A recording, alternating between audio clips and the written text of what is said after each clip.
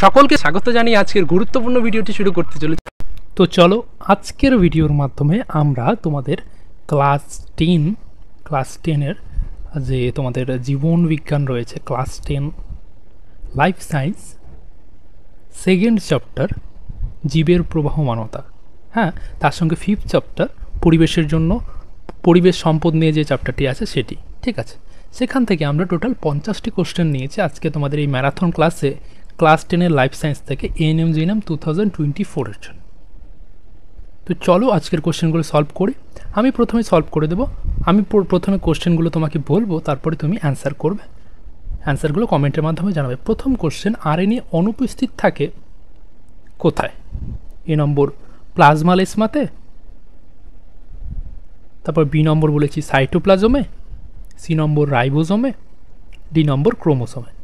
কি অ্যান্সার হবে সেটি তুমি কমেন্টের মাধ্যমে জানাবে এবং তারপরে আমি তোমাকে এর অ্যান্সারটি বলে দেবো, ঠিক আছে। এভাবে আমরা এখানে অনেক গুরুত্বপূর্ণ কোশ্চেনগুলোকে বেছে নিয়েছি।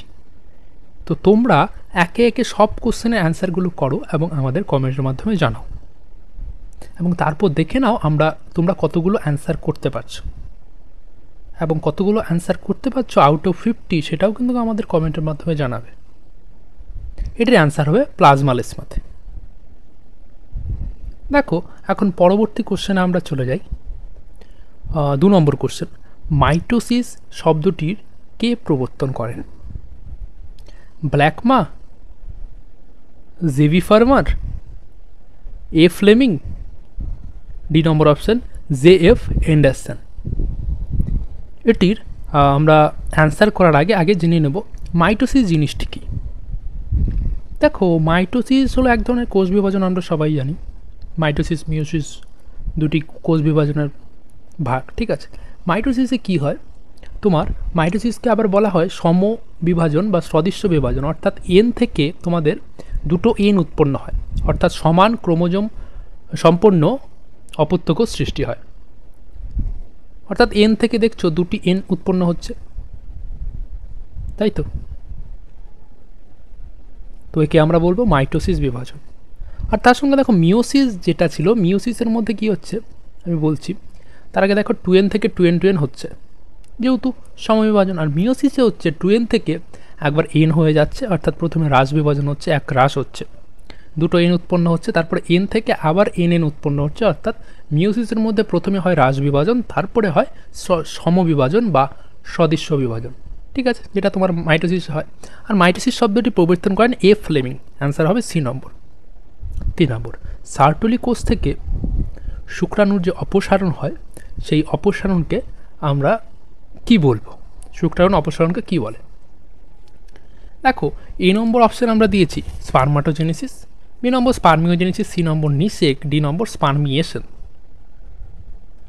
তো এই সবগুলো জানার আগে আমরা প্রথমে জেনে নিই স্পারমাটোজেনেসিস কী। দেখো স্পারমাটোজেনেসিস হলো একটা প্রসেস যেখানে ইমম্যাচিওর মেল যে তোমাদের জার্ম সেলগুলো আছে সেগুলো প্রডিউস করে স্পাম, পরিণত স্পামে উৎপন্ন হয়। অপরিণত যে স্পামগুলো আছে সেগুলোর থেকে পরিণত স্পামে উৎপন্ন করার পদ্ধতিকে আমরা বলি স্পারমাটোজেনেসিস। বুঝতে পারলে স্পারমাটোজেনেসিস কি? এখন চলো আমরা চলে যাই স্পার্মিওজেনেসিস যেটি আছে, ঠিক আছে। অর্থাৎ আমি দেখো স্পারমাটোজেনেসিসটি বলি আগে, যে স্পারমাটোজেনেসিস যেটি রয়েছে একটি উৎপন্ন তোমাদের যে অনুন্নত যে স্পামটি রয়েছে সেই অনুন্নত স্পাম থেকে তোমাদের একটি উন্নত স্পাম, অর্থাৎ একটি ম্যাচুয়ার স্পাম তৈরি হয় স্পারমাটোজেনেসিস দ্বারা। এখন চলে যাচ্ছি স্পার্মিওজেনেসিস যেটি আছে। স্পার্মিওজেনেসিস কি? স্পার্মিওজেনেসিস হলো মরফোলজিক্যাল চেঞ্জের দ্বারা তোমাদের নন মোটাইল, অর্থাৎ যে স্পামগুলো সচল নয়, অচল যে স্পামগুলো রয়েছে, অচল স্পাম থেকে তোমাদের সচল স্পাম তৈরি করার পদ্ধতিকেই আমরা বলবো স্পার্মিওজেনেসিস, ঠিক আছে। অর্থাৎ মোটাইল নন মোটাইল থেকে মোটাইল স্পাম উৎপন্ন হওয়ার পদ্ধতি হলো স্পার্মিওজেনেসিস। আর নিষেক মানে তোমরা জানো পুংগ্যামেটা স্ত্রীগ্যামেটের যে মিলন তাকে আমরা বলি নিষেক। তারপরে স্পার্মিয়েশন। স্পার্মিয়েশন মানে এখানে যে কোশ্চেনটি দিয়েছে সেটি সার্টলি কোষ থেকে শুক্রাণুর অপসারণ পদ্ধতিকে আমরা স্পার্মিয়েশন বলি, ঠিক আছে। আর পতঙ্গের ডিম কোন শ্রেণীভুক্ত? এই নম্বর অপশন আমরা দিয়েছি আইসোলেসিথেল, বি নম্বর দিয়েছি হাইড্রোলেসিথেল, সি নম্বর সেন্ট্রিলেসিথেল, ডি নম্বর টেলোলেসিথেল। দেখো এখানের মধ্যে অ্যান্সার হবে তোমাদের, আমি বলে দিচ্ছি, অ্যান্সার হবে এখানের মধ্যে আইসোলেসিথেল। ঠিক আছে, মানে পতঙ্গ যে আছে, পতঙ্গর ডিমগুলো কোন শ্রেণীভুক্ত এটি এখানে জানতে চেয়েছে। 4টি অপশান দেওয়া আছে, তার মধ্যে থেকে তুমি তো অ্যান্সার করেছো, তোমার অ্যান্সারটি আমরা দেখব। এখানে অ্যান্সার হচ্ছে তোমাদের আইসোলেসিথেল। ঠিক আছে, 5 নম্বর কোশ্চেন, যেটির উপস্থিতি ব্যাকটেরিয়ার যে যৌনতা নির্ধারণ করে, যেটির উপস্থিতিতে ব্যাকটেরিয়ার যৌনতা নির্ধারণ করা হয় সেটি হলো, আমরা অপশন দিয়েছি এ নম্বর পিলাস, বি নম্বর ফ্লাজেলা, সি নম্বর মেসোজোম, ডি নম্বর এপিজোম। দেখো তোমরা বলো যে যেটির উপস্থিতিতে ব্যাকটেরিয়ার যৌনতা নির্ধারণ করে, কোনটার উপস্থিতি থাকলে। ঠিক আছে, একটি ব্যাকটেরিয়া আছে, তার যৌনতা নির্ধারণ কিভাবে হয় এটি এখানে আমরা বলেছি, কোনটি হতে পারে অ্যান্সার। ঠিক আছে, দেখো এখানে অ্যান্সার হবে কিন্তু 5 নম্বরের পিলাস। পিলাসের দ্বারা আমরা যৌনতা নির্ধারণ করতে পারি একটি ব্যাকটেরিয়ার। এখন দেখো লাইসোজেনিক চক্র দেখা যায় কোথায়, টি সিরিজযুক্ত ফাজে, নাকি ইকোলিতে, নাকি মাইক্রোফাজে, নাকি ল্যামডা ফাজে, কোনটিতে লাইসোজেনিক চক্র দেখা যায়? তোমরা জানো লাইসোজেনিক চক্র কিন্তু ল্যামডা ফাজে দেখা যায়, অর্থাৎ অ্যান্সার হচ্ছে সি নাম্বার।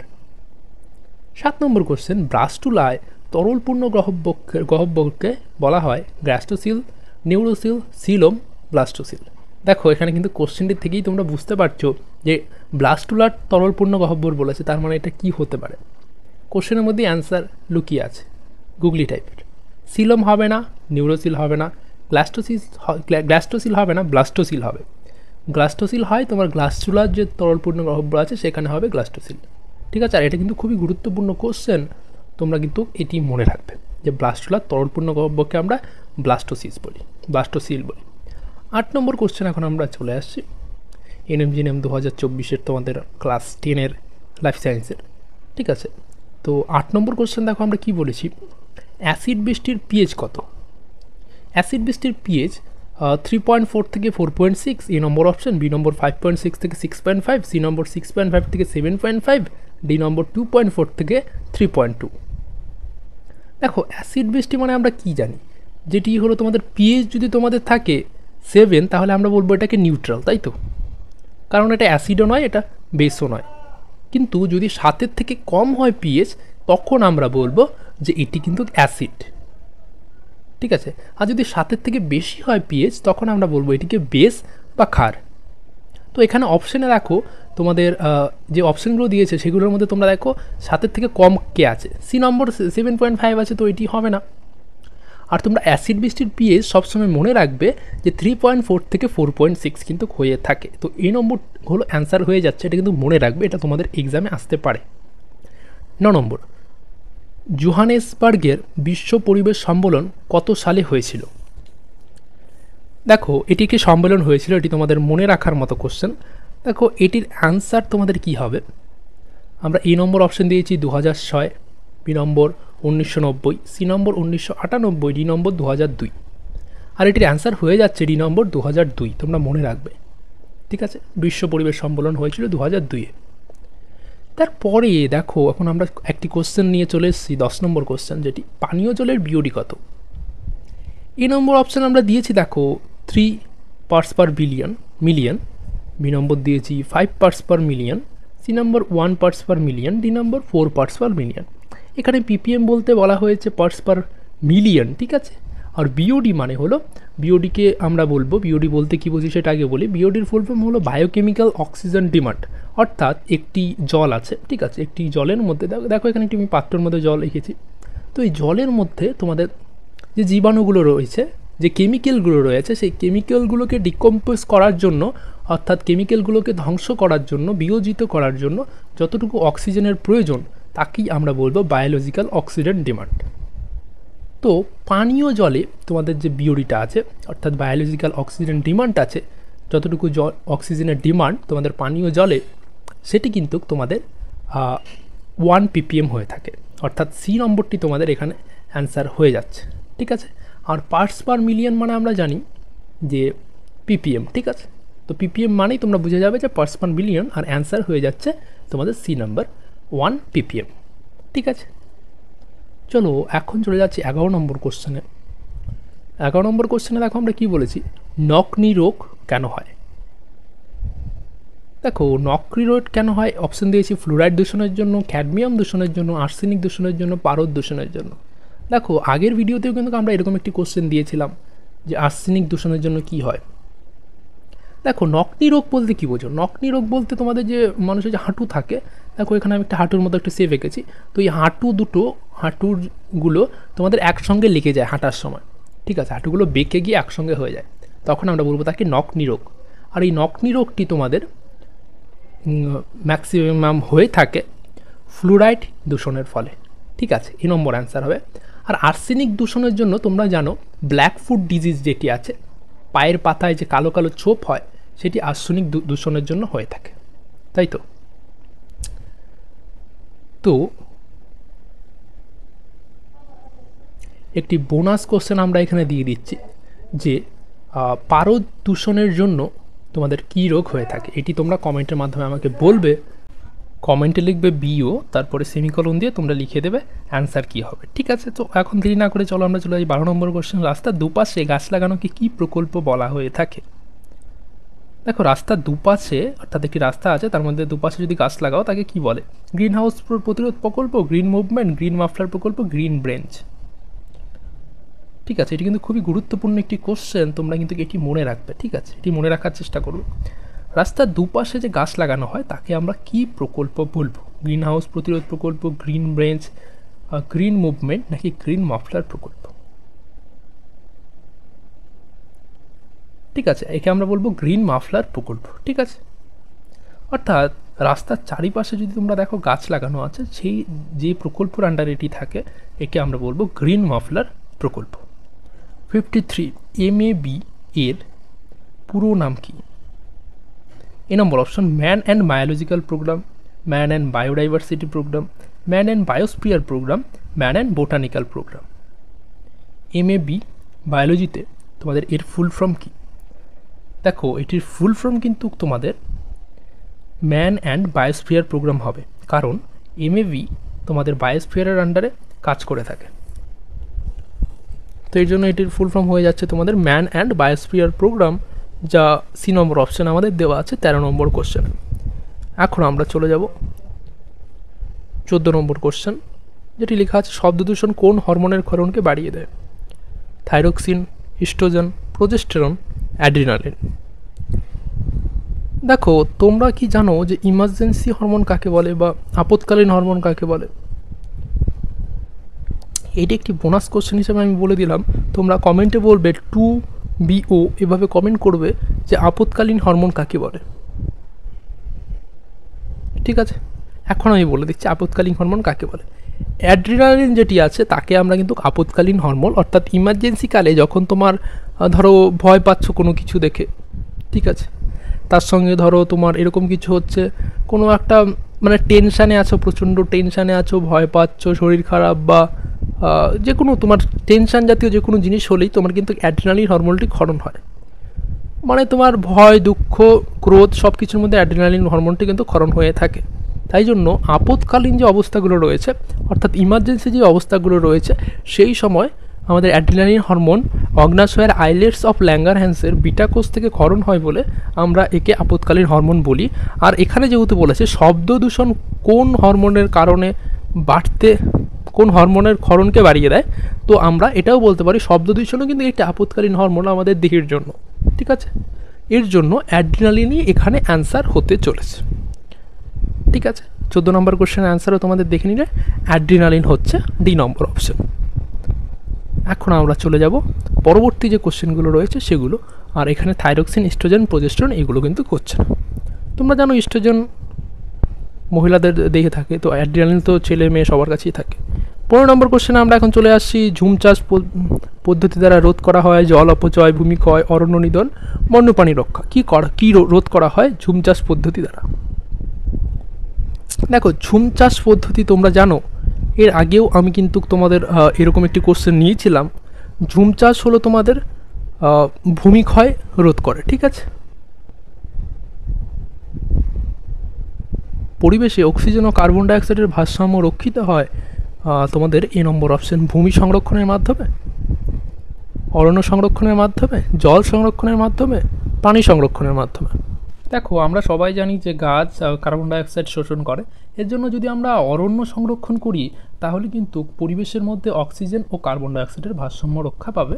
অর্থাৎ 16 নম্বর কোশ্চেন অ্যান্সার হয়ে যাবে তোমাদের ডি, অরণ্য সংরক্ষণের মাধ্যমে। 17 নম্বর, অরণ্য ধ্বংসের ফলে পরিবেশে বাড়ছে কি carbon monoxide, nitrogen, carbon dioxide, oxygen. দেখো, আমি মাত্র বললাম অরণ্য অর্থাৎ গাছ তোমাদের কার্বন ডাইঅক্সাইড শোষণ করে। অর্থাৎ অরণ্য ধ্বংস হয়ে গেলে, গাছ না থাকলে কার্বন ডাইঅক্সাইড যেটি আছে CO2 তার কিন্তু পরিমাণ আমাদের পরিবেশে বাড়বে। তো অবশ্যই আমরা বলতে পারি গাছ যেহেতু কার্বন ডাইঅক্সাইড নিচ্ছে, শোষণ করছে, আর আমরা কি করছি, কার্বন ডাইঅক্সাইড এক্সিল করছি, অর্থাৎ কার্বন ডাইঅক্সাইড আমরা ছেড়ে দিচ্ছি, অক্সিজেন গ্রহণ করছি, কার্বন ডাইঅক্সাইড ছেড়ে দিচ্ছি, ঠিক আছে। তো আমরা যদি গাছ ধ্বংস করে দিই, অর্থাৎ অরণ্য ধ্বংস করে দিই, তাহলে কি হবে, কার্বন ডাইঅক্সাইডের পরিমাণটা অবশ্যই বেড়ে যাবে। আর কি হবে, তার সঙ্গে তোমাদের যদি আমরা অরণ্য আবার লাগাই, তারপরে কার্বন ডাইঅক্সাইড আর যে অক্সিজেন তার ভারসাম্যটা কিন্তু পরিবেশে সমান থাকবে, যেটা আগের কোশ্চেন ছিল আমাদের 16 নম্বর। জাতীয় উদ্যান প্রকল্পে সংরক্ষিত হয় বন্যপ্রাণী ও উদ্ভিদ কেবলমাত্র গৃহপালিত প্রাণী। তোমরা জানো জাতীয় উদ্যান যেগুলো রয়েছে সেখানে কিন্তু শুধুমাত্র উদ্ভিদ সংরক্ষিত হয় না, উদ্ভিদের সঙ্গে বন্যপ্রাণীও কিন্তু সংরক্ষিত হয়ে থাকে। এর জন্য সি নম্বর হবে অ্যান্সার, বন্যপ্রাণী ও উদ্ভিদ দুটোই সংরক্ষিত করা হয় জাতীয় উদ্যান প্রকল্পে, তাই তো। এখন আমরা চলে যাচ্ছি, একটি লুপ্তপ্রায় প্রাণী হলো 19 নম্বর কোশ্চেন, হরিণ, কুমির, বাইসন, একশৃঙ্গ গন্ডার। দেখো, হরিণ তোমরা জানো, হরিণ কিন্তু লুপ্তপ্রায় প্রাণী নয়, হরিণ কিন্তু অ্যাভেলেবেল আছে, কুমিরও অ্যাভেলেবেল আছে, বাইসনও তোমরা কিন্তু দেখতে পাও, সামান্য জঙ্গলে গেলেই বাইসন আমরা দেখতে পাই। আর যেটি একশৃঙ্গ গন্ডার আছে, তোমরা জানো একশৃঙ্গ গন্ডার একমাত্র জলদাপাড়া অভয়ারণ্য যেখানে আছে সেখানেই কিন্তু এখন বর্তমানে পাওয়া যাচ্ছে, আর একশৃঙ্গ গন্ডার অন্য জায়গায় পাওয়া গেলেও খুব কম। এর জন্য একশৃঙ্গ গন্ডার কিন্তু একটি লুপ্তপ্রায় প্রাণী, অর্থাৎ এটি বিলুপ্তি হওয়ার পথে কিন্তু চলে গেছে একশৃঙ্গ গন্ডার। এর জন্য এখানে 19 নম্বর কোশ্চেনটি তোমাদের একটি লুপ্তপ্রায় প্রাণী হবে একশৃঙ্গ গন্ডার, বিলুপ্তির পথে কিন্তু চলে গেছে একশৃঙ্গ গন্ডার। এর জন্য এদের আমাদের সংরক্ষণ করতে হবে একশৃঙ্গ গন্ডারকে। এখন চলে যাচ্ছে 20 নম্বর কোশ্চেন, নিম্নলিখিত কোন উদ্ভিদটি জনন কোষ বা গ্যামেট উৎপন্ন করে? 20 নম্বর কোশ্চেন আমরা বলছি, নিম্নলিখিত কোন উদ্ভিদটি জনন কোষ এবং গ্যামেট উৎপন্ন করে? রেণুধর উদ্ভিদ, লিঙ্গধর উদ্ভিদ, কার্পোরেণীধর, বা ডি নম্বর টেট্রারেণুধর। দেখো, এখানে কোশ্চেনটি তোমাদের অপশানগুলো পড়লেই বুঝতে পারবে, উদ্ভিদটি জনন কোষ বা গ্যামেট উৎপন্ন করে। কোন উদ্ভিদটি গ্যামেট উৎপন্ন করে, অর্থাৎ জনন কোষ উৎপন্ন করে? দেখো, যেখানে আমাদের লিঙ্গধর উদ্ভিদ বলা হয়েছে, কথাটির মধ্যেই বলা আছে লিঙ্গধর, ঠিক আছে। তার মানে বি নম্বর অপশানটি তোমাদের এখানে অ্যান্সার হয়ে যাচ্ছে, যে লিঙ্গধর উদ্ভিদ তোমাদের জনন কোষ বা গ্যামেট উৎপন্ন করে। আর এগুলো কিন্তু অ্যান্সারগুলো বলার আগে তুমি আগে কমেন্টের মাধ্যমে জানাবে। আর 50টি কোশ্চেনের মধ্যে তুমি কতগুলো কোশ্চেনের অ্যান্সার নিজে করতে পারছো আউট অফ 50, সেটাও কিন্তু কমেন্টের মাধ্যমে আমাদের জানাবে, ঠিক আছে। তাহলে এটি অ্যান্সার হয়ে যাচ্ছে লিঙ্গধর উদ্ভিদ 20 নম্বরের। তো এখন আমরা চলে যাচ্ছি 21 নম্বর কোশ্চেন। এই কোশ্চেনগুলো বলার আগে আমি বারবার বলছি, তোমরা কিন্তু কমেন্টের মাধ্যমে বলবে, তাহলে তুমি বুঝে যাবে যে তুমি কতটুকু প্রিপেয়ার তোমার এক্সামিনেশনের জন্য। 21 নম্বর কোশ্চেন, প্যারাসেক্সুয়াল চক্র নিম্নলিখিত কোনটির মধ্যে দেখা যায়? অ্যাসপারজিলাস, আগারিকাস, অ্যাসকোবোলাস, আর ডি নম্বর পেনিসিলিয়া। এটির অ্যান্সার 21 নম্বরের হবে প্যারাসেক্সুয়াল চক্র অ্যাসপারজিলিয়াসের মধ্যে দেখা যায়, ঠিক আছে। মনে রাখবে কিন্তু। 22 নম্বর কোশ্চেন, হুগো দ্য ব্রিজ নিম্নলিখিত কোন অধ্যায়ের সঙ্গে বিশেষভাবে সম্পর্কিত? Genetics, taxonomy, evolution, mutation. তোমরা জানো হুগো দ্য ব্রিজ যিনি রয়েছেন তিনি কিন্তু মিউটেশনের সঙ্গে জড়িত। আর এই কোশ্চেনটি আগের যে মক টেস্টগুলো ছিল সেখানে কিন্তু আমি নিয়েছিলাম, কারণ এই কোশ্চেনটি কিন্তু খুবই গুরুত্বপূর্ণ। ইভলিউশন, ট্যাক্সোনমি, জেনেটিক্স কোনোটি হবে না, মিউটেশনের সঙ্গে হুগো দ্য ব্রিজ সম্পর্কিত। 23 নম্বর কোশ্চেন, ব্যাকটেরিয়ার দেহে ক্রোমোজোম সংখ্যা কতগুলো? এই নম্বর অপশান দিয়েছি আমরা একটি, বি নম্বর অপশান দিয়েছি এক জোড়া, সি নম্বর অপশান দিয়েছি 2 জোড়া, ডি নম্বর অপশান দিয়েছি 23 জোড়া। কী হবে কমেন্টের মাধ্যমে বলো। আর তোমরা জানো 23 জোড়া তো হবে না, ব্যাকটেরিয়া একটা ছোট্ট এককোষী প্রাণী, তো একটি হবে অ্যান্সার। 24 নম্বর, টরুলা দশা কার মধ্যে দেখা যায়? এই নম্বর অপশানে আমরা দিয়েছি ক্ল্যামাইডোমোনাস, ভলবক্স, মিউকর, ব্যাকটেরিয়া। 24 নম্বরে তোমাদের অ্যান্সার হয়ে যাবে, না অ্যান্সার বলার আগে তুমি বলো কমেন্টের মাধ্যমে কী হবে অ্যান্সারটি। 24 number question, bacteria, Mucor, Chlamydomonas, Volvox কোনটি হবে? দেখো এটি অ্যান্সার হবে কিন্তু মিউকর। 25 নম্বর, এখন আমরা কোশ্চেনে চলে যাব। কোষ বিভাজনের কোন দশায় বোকে স্টেজ দেখা যায়? বোকে স্টেজ মনে রাখবে কিন্তু, এটিও কিন্তু গুরুত্বপূর্ণ কোশ্চেন একটি। 1 নম্বর কোশ্চেন, লেপটোনিন, বি নম্বর জাইগোটিন, সি নম্বর প্যাকাইটিন, ডি নম্বর টেলোফেস। 25 নম্বর কোশ্চেন, দেখো যে ল্যাপটোনিন যে দশাটি রয়েছে, ল্যাপটোটিন দশাটি রয়েছে, সেখানে তোমরা দেখবে যে বোকো স্টেজ কিন্তু সেখানে উৎপন্ন হয়। তো তোমরা কোষ বিভাজনের এই দশাগুলো কিন্তু মনে রাখবে, কোন স্টেজে কি হচ্ছে এগুলোর থেকে কোশ্চেন আসে। 26 নম্বর কোশ্চেনে চলে আসছে এখন আমি। এই 26 নম্বর কোশ্চেন কোথায় গেল, দাঁড়াও, এই তো 26 নম্বর কোশ্চেন। 26 নম্বর কোশ্চেনে দেখো কি বলেছে, একটি বীজের মধ্যে ভ্রূণ অর্থাৎ এমব্রায়ো গঠিত হয় এটি কখন? নিষেকের পূর্বে অর্থাৎ নিষেকের আগে উৎপন্ন হয়, নাকি নিষেকের পরে উৎপন্ন হয়, নাকি বীজের অঙ্কুরোদ্গমের সময় উৎপন্ন হয়, নাকি শস্য গঠিত না হলে এমব্রায়ো উৎপন্ন হয়? দেখো এমব্রায়ো ভ্রূণ যেটি মানুষেরও হয়ে থাকে মাতৃগর্ভে, তো ভ্রূণ কখন উৎপন্ন হবে? অবশ্যই নিষেকের পরে উৎপন্ন হবে। সিম্পল কোশ্চেন, বি নম্বর অ্যান্সার হয়ে যাচ্ছে নিষেকের পরে। আর 27 নম্বর, বাইনারি ফিশন ব্যাকটেরিয়া এক প্রকার। বাইনারি ফিশন যে ব্যাকটেরিয়াগুলো করে তারা এক প্রকার কি অঙ্গজ জনন করে, নাকি অযৌন জনন, নাকি যৌন জনন, নাকি যৌন অযৌন জনন উভয় প্রকারের জনন তারা করে থাকে। 27 নম্বর কোশ্চেন, দেখো বাইনারি ফিশন কিন্তু যে ব্যাকটেরিয়াগুলো রয়েছে তারা কিন্তু এক প্রকার অঙ্গজ জননই করছে, অর্থাৎ সি নম্বর অ্যান্সার হয়ে যাচ্ছে অঙ্গজ জনন। 27 নম্বর কোশ্চেনের অ্যান্সার। যৌন জনন, অযৌন জনন কোনোটাই হচ্ছে না। আমরা এবারে চলে যাব 28 নম্বর কোশ্চেন, যেটি রয়েছে একটি শৈবালের হ্যাপ্লন্টিক জীবনচক্রে ডিপ্লয়েড দশাটি কি? দেখো এখানে বলেছি একটি হ্যাপ্লন্টিক জীবনচক্রে ডিপ্লয়েড দশাটি হলো গ্যামেটস, রেণু, জাইগোট কোনোটি নয়। দেখো হ্যাপ্লন্টিক মানে আমরা কি জানি, এন, আর ডিপ্লয়েড দশা মানে আমরা কি জানি, 2n, তাই তো? তো এটির মধ্যে জাইগোট হবে ডিপ্লয়েড দশার মধ্যে 2n, ঠিক আছে। সি নম্বর অ্যান্সার হবে তোমাদের জাইগোট। 28 নম্বর কোশ্চেনের অ্যান্সার। 29 নম্বর কোশ্চেন, বীজের শস্য নিউক্লিয়াসে ক্রোমোজোম সংখ্যা কত? দেখো বীজের যে শস্য আছে, দেখো বীজের আকৃতিটা এরকম হয়ে থাকে যেরকম আমি আঁকছি, দেখো এই মিডিলে কিন্তু একটি নিউক্লিয়াস থাকে, শস্য নিউক্লিয়াস যাকে আমরা বলি। এখানে তোমরা জানো এখানে 3n ক্রোমোজোম সংখ্যা থাকে, অর্থাৎ যতগুলো ক্রোমোজোম টোটাল থাকে তার মধ্যে এখানে 3n থাকে, ট্রিপ্লয়েড, ঠিক আছে। তো এটির অ্যান্সার হয়ে যাবে তোমাদের সি নম্বর 3n, ঠিক আছে। এখন আমরা চলে যাব 30 নম্বর কোশ্চেনে। 30 নম্বর কোশ্চেনে এএনএম জিএনএম 2024 লাইফ সায়েন্সের আমরা দুটি চ্যাপ্টার নিয়ে এসেছি, পরিবেশের সম্পদ আর তোমাদের পরিবেশের জন্য ভাবনা। 30 নম্বর কোশ্চেন, 30 নম্বর কোশ্চেনে দেখো কি বলেছে, ব্লুবেরি সিনড্রোমের কারণ হলো পানীয় জলে নাইট্রেটের বৃদ্ধি, পানীয় জলে আর্সেনিকের অভাব, বাতাসে CO2 এর মাত্রা বৃদ্ধি, খাদ্য আয়রনের অভাব। দেখো ব্লুবেরি সিনড্রোম তোমরা জানো যে পানীয় জল রয়েছে, পানীয় জলে যদি নাইট্রেটের যদি তোমাদের বৃদ্ধি হয়ে থাকে তাহলে কিন্তু ব্লুবেরি সিনড্রোম হয়ে থাকে। 31 নম্বর, অম্লবৃষ্টির প্রধান কারণ কি? অম্লবৃষ্টিতে দেখো আমরা অম্লবৃষ্টি সচরাচর বলে থাকি যখন সালফারের যে অক্সাইডগুলো আছে সেগুলো যদি তোমাদের উৎপন্ন হয় সেগুলো থেকে কিন্তু অম্লবৃষ্টি প্রধানত হয়ে থাকে, অর্থাৎ অ্যাসিড বৃষ্টি প্রধানত হয়ে থাকে।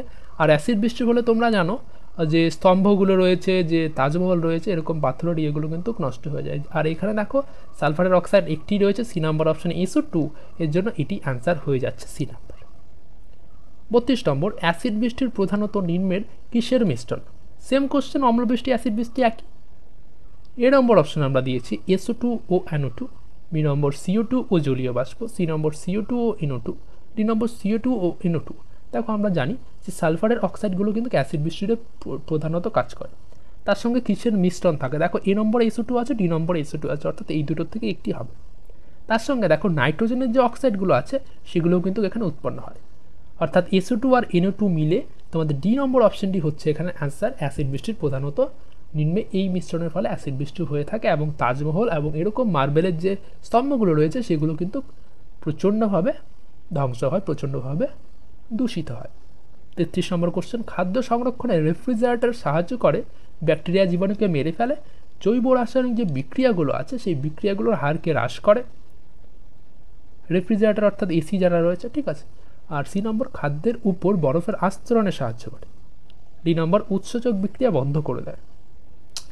দেখো রেফ্রিজারেটর অর্থাৎ AC অর্থাৎ ফ্রিজ যেটি আছে, ফ্রিজের মধ্যে আমরা খাদ্য সংরক্ষণ করি, তোমরা সবাই জানো এটি কিন্তু জৈব রাসায়নিক যে বিক্রিয়াগুলো রয়েছে সেই বিক্রিয়াগুলোর হারকে হ্রাস করে যায়, যার দ্বারা আমরা ফ্রিজে বা রেফ্রিজারেটরে অনেক দিন পর্যন্ত খাদ্যগুলোকে সংরক্ষণ করে রাখতে পারি, কারণ জৈব রাসায়নিক যে বিক্রিয়াগুলো থাকে তোমাদের খাদ্যের মধ্যে সেই বিক্রিয়াকে তারা হ্রাস করে দেয়, রেফ্রিজারেটর টেম্পারেচারটা কমিয়ে। 34 নম্বর, নাইট্রোজেন সংবন্ধন মানে হলো নাইট্রোজেনের তলায়ন, বায়ুমণ্ডলের নাইট্রোজেনকে উপযোগী বস্তুতে পরিবর্তন।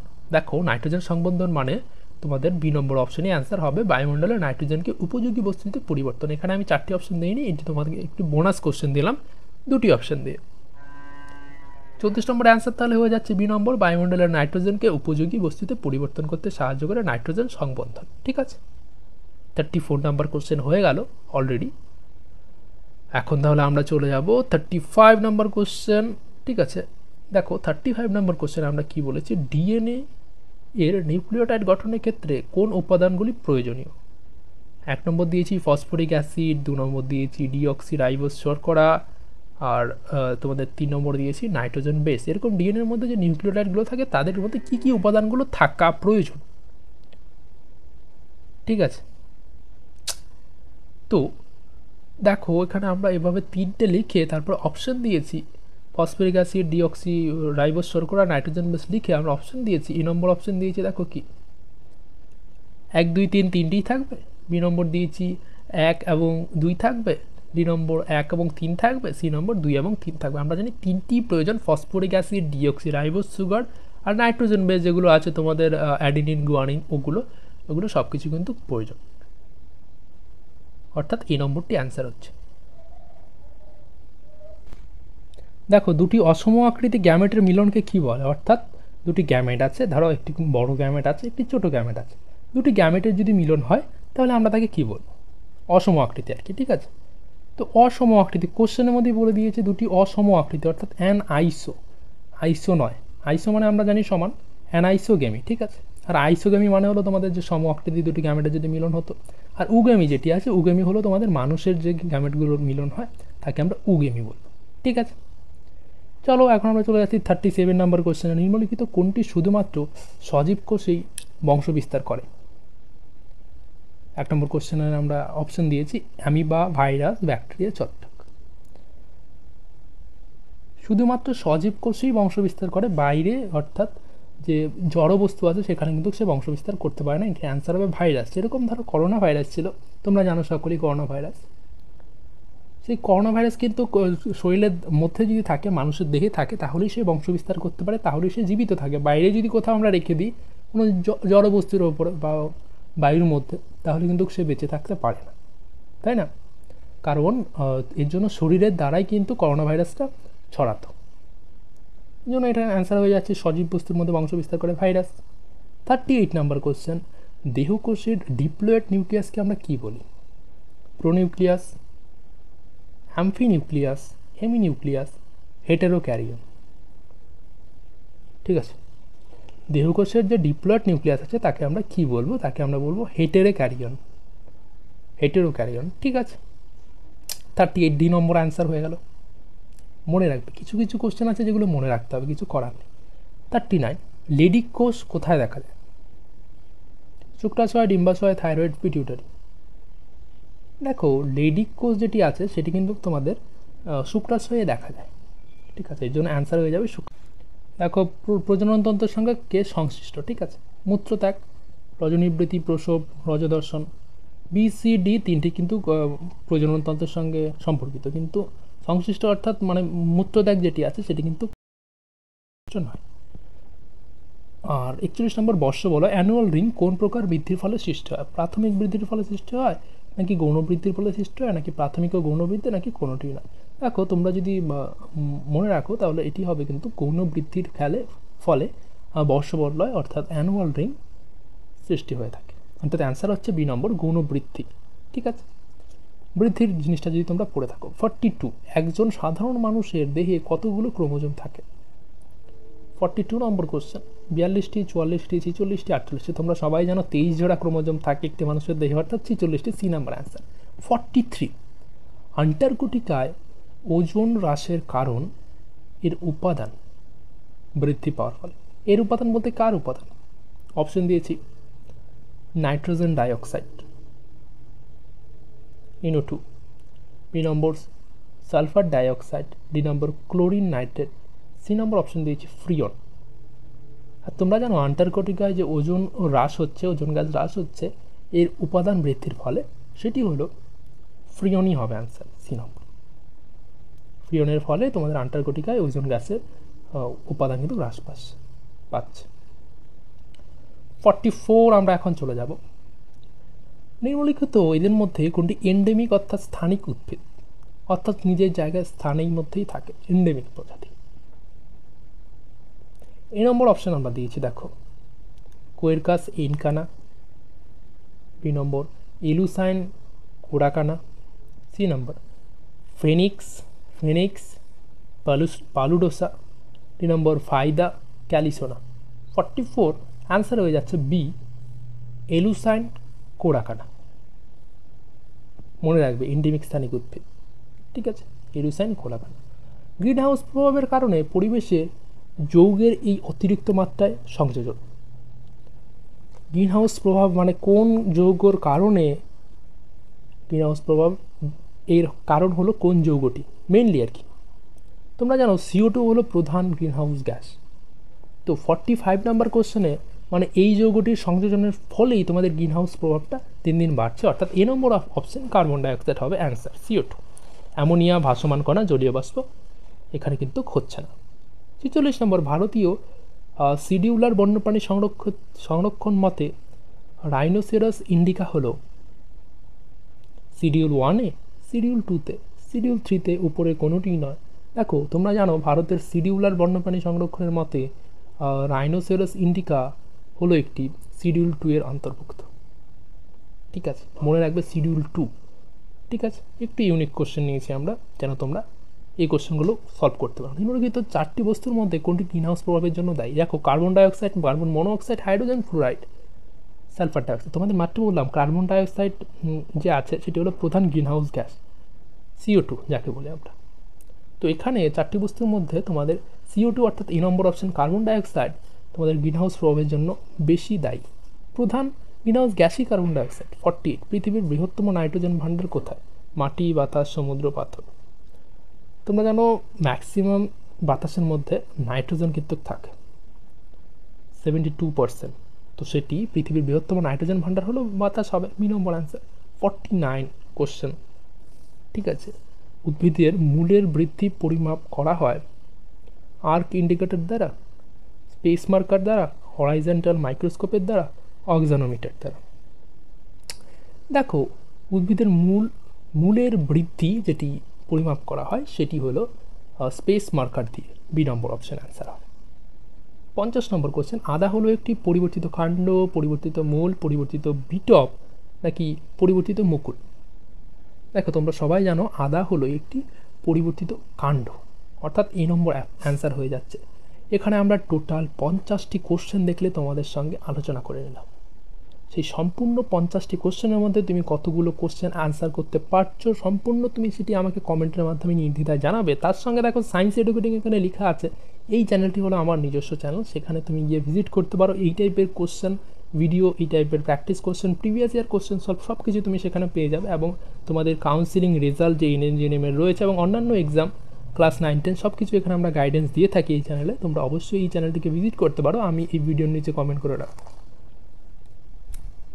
তো এভাবে টোটাল এখানে 50টি কোশ্চেন আমাদের হয়ে গেল। আর তার সঙ্গে স্টাডি ক্লাস বাই এসবুক যে ইউটিউব চ্যানেলটি আছে সেটিও তোমরা কমেন্ট এই স্যারের চ্যানেলটিকে সাবস্ক্রাইব করে দেবে। আজকের জন্য ভিডিওটি এতটুকুই, ধন্যবাদ।